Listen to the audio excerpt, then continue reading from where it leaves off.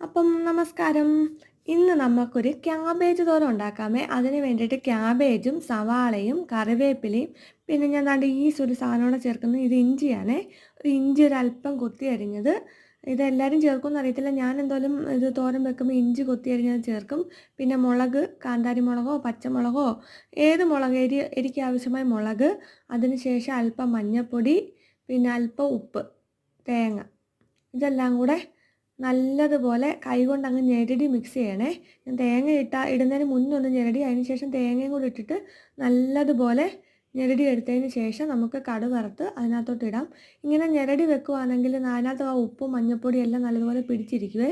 മുളകും എല്ലാം ചതഞ്ഞ് കിട്ടും. കടുക് വറുത്ത് അതിനകത്തിട്ട് ഇളക്കി നല്ലതുപോലെ വെള്ളം ഒഴിക്കേണ്ട, ആവിയിൽ വേവിച്ചെടുക്കുക. വെന്ത് കഴിയുമ്പം ഇളക്കിയെടുത്ത് രണ്ട് അടിപൊളി ക്യാബേജ് തോരൻ റെഡി. അപ്പോൾ ഇങ്ങനെ എല്ലാവരും ഒന്ന് ട്രൈ ചെയ്ത് നോക്കണേ. അപ്പോൾ കണ്ട് സപ്പോർട്ട് ചെയ്യണേ.